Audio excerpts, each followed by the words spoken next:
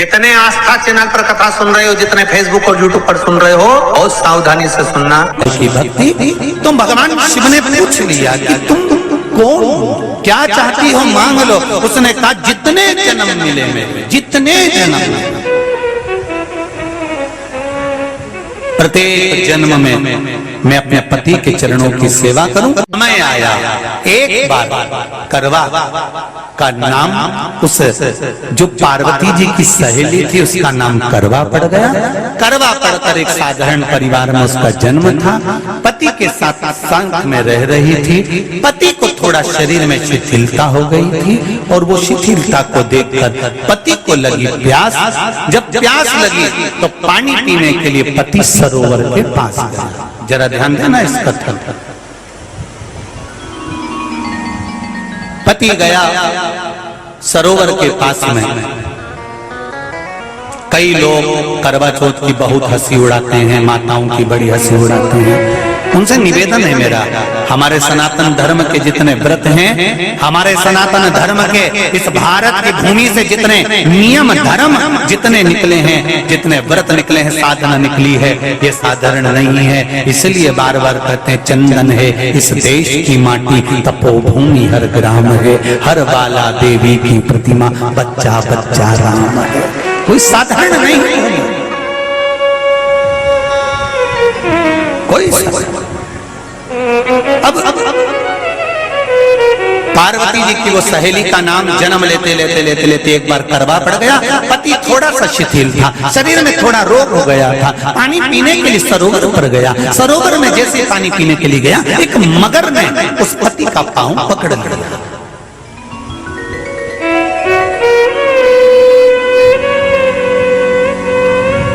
बहुत ध्यान दीजिए, हनुमान जी की सेवा करने से राम जी मिल जाते हैं। ध्यान देना जरा।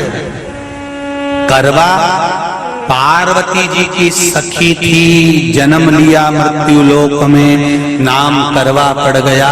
करवा चतुर्थी का व्रत करने से अखंड सौभाग्य हो जाता है। मात्र पार्वती जी की सहेली का व्रत।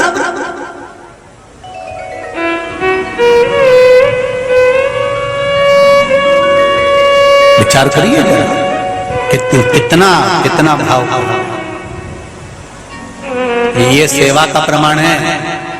भारत की भूमि पर जितने राम के मंदिर नहीं, उससे 1000 गुना ज्यादा हनुमान जी के मंदिर हैं। किसी ने पूछा हनुमान जी के मंदिर इतने क्यों हैं, तो कहा गया राम जी की सेवा हनुमान जी ने इतनी करी कि भारत की भूमि पर सेवा पूजा गई। इसलिए हनुमान के मंदिर ढेर बने हुए। हमारे यहाँ सेवा पूजा की। करवा गई, करवा ने देखा कि मेरे पति का पांव मगर ने पकड़ रखा है, और करवा शिव की उपासक थी। करवा शंकर के उपासक, और शंकर भगवान से ज्यादा करवा माता पार्वती जी की उपासक थी, क्योंकि पार्वती जी की सहेली थी।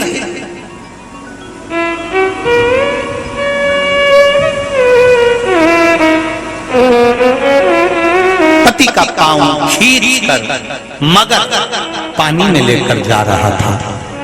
करवा आराधना में लगी हुई थी।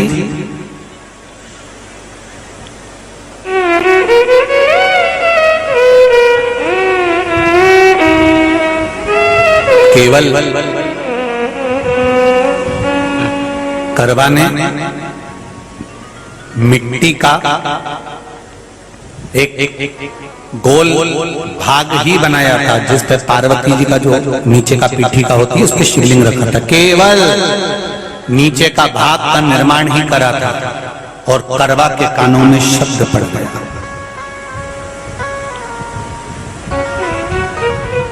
करवा के कानों में शब्द पड़ गया, पति के चीखने की आवाज आई। करवा दौड़ पड़ी।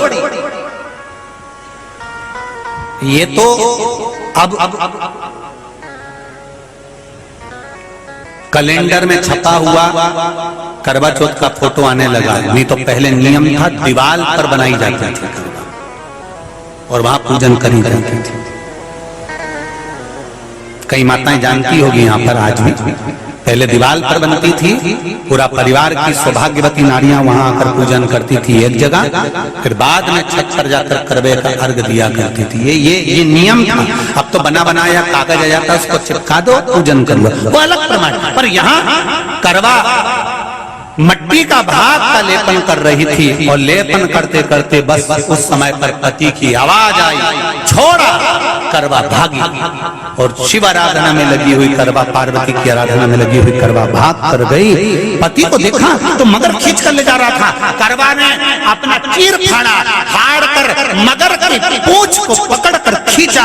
और कितना सात्विकता में बल होगा, जरा विचार करना कि मगर को खींच कर वृक्ष के नीचे ले गई, और वृक्ष के नीचे नहीं जा पाई तो वहीं पर घाट के ऊपर घास लगी हुई थी। इसलिए आज भी करवा चौथ के व्रत में आपने देखा होगा, कुछ सलाखें, कुछ घास आपको मिल जाती है। उससे एक घास से, मात्र एक घास, एक घास से उसने उस मगर को बांध दिया। मगर हिल नहीं पाया। यम के दूत आ गए इसके पति को मौत के गिलास ले जाने के लिए। यम के दूत। करवा ने पूछा, तुम कौन हो, कैसे आना हुआ? यमदूत कहते हैं, तुम्हारे पति का आज अंतिम दिन है, अंतिम समय, अंतिम पल है, ये मरेगा। करवा कहती, अगर मारना है तो इस मगर को मारो जिसने मेरे पति का पांव पकड़ रखा। प्राण छोड़ना है तो इस मगर के छोड़िए, मेरे पति के तो प्राण आप ले जा नहीं सकते। करवा, हम अपने नियम को नहीं बदल सकते। तेरे पति की अंतिम सांसें हैं, वो मरेगा। मगर को अभी नहीं मरना है, मगर अभी कम से कम 9 महीना और जीवित रहेगा। इसका हमारे पास लेख है। करवा कहती है, ऐसा हो नहीं सकता। यमदूत खड़े हैं, ले जाने दे नहीं रही। क्रोध आ गया करवा को, हाथ में जल उठाया, अगर एक यमदूत भी मेरे पति को उठाकर ले जाता है तो मैं शिव भक्त माता पार्वती जी की भक्त करवा आपको श्राप दे दूंगी। सब दौड़ पड़े, यमराज के पास चले गए। यमराज ने पूछा, तुम दौड़ कर आए हो, क्या हुआ? यमराज पूछते हैं, दूत कहते हैं, वो करवा अपने पति को नहीं लाने दे रही। यमराज वहां पर खड़ा हो जाता है। करवा को समझाया, करवा तेरे पति के प्राण जा चुके हैं, तेरा पति अब मरने वाला है, अंतिम क्षण इसको ले जाने दे, इसका आज आखिरी दिन है, मगर को ले जा पर मेरे पति को नहीं। मान नहीं पाया। यमराज जब क्रोध पर अड़ गया तब करवा को क्रोध आया, और क्रोध में आकर जल लेकर करवा ने श्राप देना चाहा यमराज को। यमराज चरणों में पड़ गया, रेन दे करवा, मैं तुझे वर देता हूँ, आज चतुर्थी का दिन है, तेरे पति को मैं जीवन दान देता हूँ। आज के दिन जो तेरे नाम से व्रत धारण करेगा उसका खंड सौभाग्य स्वयं यमराज करेगा। स्वयं ये वो करवा चौथ का व्रत है। दुनिया के लोग भले हमारे सनातन धर्म पर उंगली उठाएं, दुनिया के लोग भले हंसें कि बताओ करवा चौथ का व्रत होता है, पति की पूजन करते हैं, कोई कोई बोलता है, कोई कोई बोलता है, पर सनातन धर्म की ये पहल, हमारे सनातन धर्म का ये आनंद, सुख देने वाला।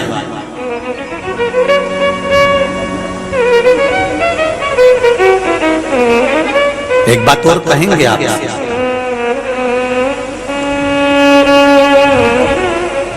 ये भारत की भूमि, ये मेरे हिंदुस्तान की भूमि सभ्यता और संस्कृति की देने वाली है।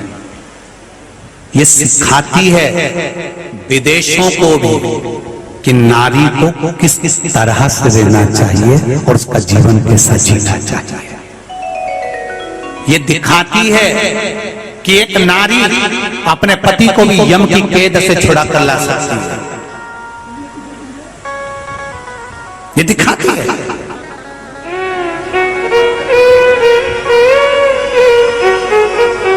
करवा का पति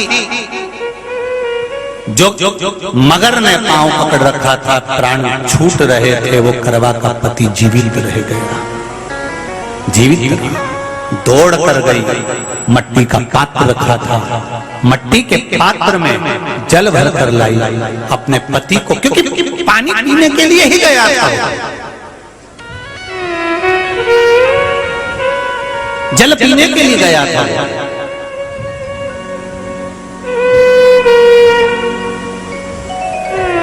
मट्टी के पात्र में जल भरकर जब करवा लेकर आती है, और करवा जब मट्टी के पात्र में जल भरकर लेकर आई, अपने पति को पानी पिलाने लगी। पति उठा, उठकर उसने कहा, इस जल की जरूरत तेरे को है करवा, क्योंकि तूने शिव आराधना के लिए, पार्वती की आराधना के लिए मुख में कोई जल नहीं रखा। पति ने जल का आचमन अपनी पत्नी को कराया। बस वही नियम आज तक हमारे सनातन हिंदू धर्म में चला आ रहा है। करवा चौथ का पति पत्नी को आचमन कराया। ये करवा चौथ की कथा का विस्तार, कई लोग कहते हैं कथा कहां से आई, तो आप बता सकते हो इस कथा को? इसलिए करवा चौथ के उद्यापन में लिखा है, करवा चौथ के उद्यापन में लिखा है, आप लोग करते होगे ना करवा चौथ का व्रत, उसका जब उद्यापन होता है तो एक थाली में 13 जगह पर 4-4 पूड़ी रखी जाती है। आप लोगों को तो मालूम होगा, आप लोगों ने करा होगा करवा चौथ का उद्यापन। एक थाली में 13 जगह पर पूड़ी और सीरा, सीरा मतलब हलवा रखा जाता है, और रखने के बाद में उसके ऊपर एक पत्तल रखकर उस पर सुहाग का वस्त्र, साड़ी, 5 वस्त्र, सुहाग सामग्री सब उस पर रखी जाती है। और रखने के बाद में हाथ में कंकु, चावल, हल्दी लेकर, संकल्प लेकर उस थाली पर से घुमाया जाता है। कामना करी जाती है, हे चौथ माता, हे करवा चौथ, हे चतुर्थी माँ, मेरे जीवन में मैंने आपका व्रत करा है, मेरे इस व्रत को स्वीकार करना, मेरा सौभाग्य का, मेरा मांग का सिंदूर, मेरी भाल की बिंदी, मेरे हाथ का चूड़ा, मेरी पांव की बिछोड़ी, इसको अमर करना मां। और जो ये वस्त्र मैं दे रही हूं, इस वस्त्र को मैं जो प्रदान कर रही हूं चौथ माता, इसको स्वीकार कर कर मेरी भी चुनड़ी को लाल बनाए रखना। तब उस साड़ी को, उस वस्तु को, उस सामग्री को उठाकर घर की वृद्ध सास को, जो घर में सासू होती है, उसको दिया जाता है। सास नहीं हो तो किसी सौभाग्यवती नारी को दिया जाता है। उसके बाद में आप फिर ब्राह्मणों का भोजन कराओ, बड़े प्रेम से बुलाओ, और ब्राह्मण ब्राह्मणी का भोजन कराओ। अब आज के जमाने में जो करवा चौथ का उद्यापन होता है, उसमें जब समाज की माताएं उद्यापन करती है तो केवल स्त्री स्त्री को भोजन करा देती है, पुरुष को नहीं कराती। पर करवा चौथ के उद्यापन में लिखा है कि ब्राह्मण का भोजन होना चाहिए, उसके साथ सौभाग्यवती नारी आए, उसकी पत्नी। पर अपन ने तो सोचा कि चौथ माता का उद्यापन है तो केवल स्त्री स्त्री को खिला दो, उद्यापन का पूर्ण फल मिल जाएगा। नहीं, उसका सुख नहीं है, उसका आनंद नहीं है।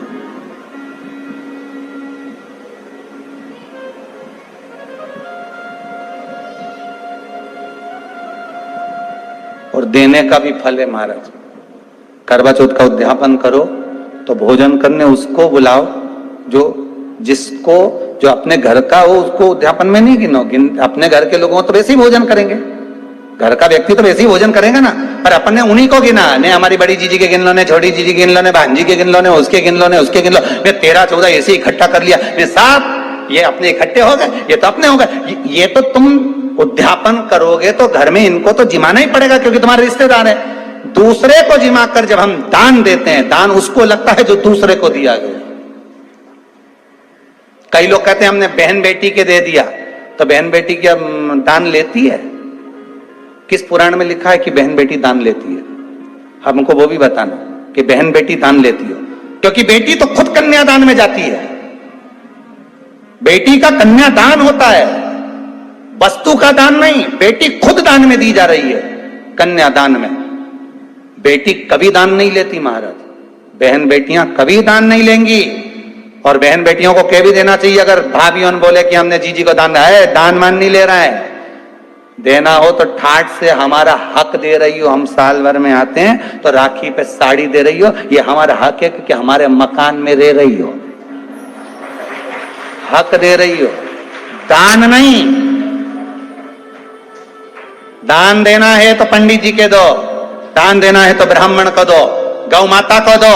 हम दान नहीं ले रहे, हम अपना हक मांग रहे हैं। ऐसे नहीं दोगी तो काले कोट वाले भैया से लिवाएंगे, हमारा कहीं जाए, तुम तो दान दो। अब तुम क्यों नहीं, तो तुम हम तो दान दे रहे हैं, बहन बेटी के दान दे रहे हैं, तो बहन बेटी कोई दान ले क्या? बहन बेटी के कई पड़े हैं तुमसे दान मांगे? इतना बहुत तो वो खुद दान करिया है, कई दान ले रहे, वो तो हक ले रही है, दान नहीं, दान नहीं मांग।